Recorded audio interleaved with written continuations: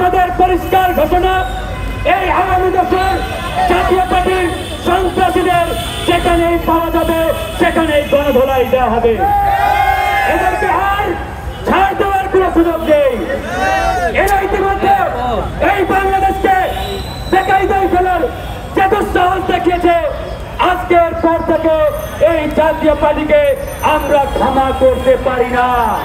তাই শুধু রংপুর নয়, বরিশাল নয়, ঢাকা নয়, টেকনাফ থেকে তেতুলিয়া, সারা বাংলাদেশের প্রত্যেকটি জায়গায় এই আওয়ামী দোসর জাতীয় পার্টিকে আজকে থেকে দেখা মাত্রই গণধোলাই দিয়ে আইনের হাতে তুলে দেবেন।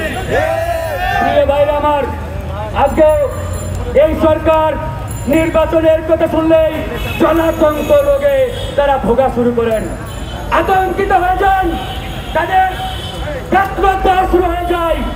আমরা বলছি নির্বাচন অবশ্যই ডিসেম্বরের মধ্যে হতে হবে।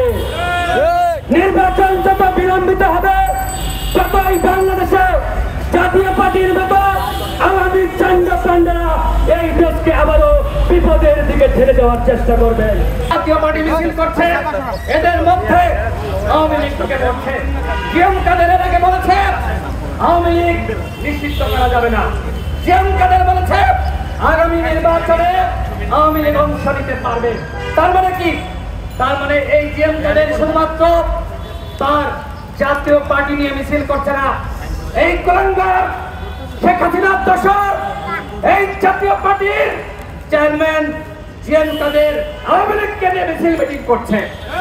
আমাদের স্পষ্ট কথা, জাতীয় পার্টি আওয়ামী লীগের মতন করে নিষিদ্ধ করতে হবে। জাতীয় পার্টি বাংলাদেশে কোনো রাজনীতি করতে পারবে না। ওই রশেদ খান মামুন, হাসানুল হক ইনুরা যদি গ্রেপ্তার হয়, আমার প্রশ্ন, কেন জিএম কাদের ওই মাঝিগোলার জন্য এখনো পর্যন্ত তাদেরকে গ্রেপ্তার করা হচ্ছে না? কোন উপদেষ্টারা তাদেরকে সহযোগিতা করছে? তারা জাতীয় পার্টির রাজনীতি এখনো পর্যন্ত জিইয়ে রেখেছে, আমরা সেটি জানতে চাই। সংগ্রামী সাথী বন্ধুগণ, প্রিয় সাংবাদিক ভাইরা, গতকাল আপনারা দেখেছেন কতটা বারবার ভাবে জাতীয় পার্টির সন্ত্রাসীরা বরিশালের গণ অধিকার পরিষদের নেতাকর্মীদের উপর হামলা চালিয়েছে। মাঠে ঘাটে আন্দোলন করেছিলাম, এদেশের মানুষের অধিকার আদায়ে কাজ করেছিলাম আমাদের একটি পক্ষ। সুতরাং পতন হয়েছে কাদের? ভোট যুদ্ধের পতন হয়েছে।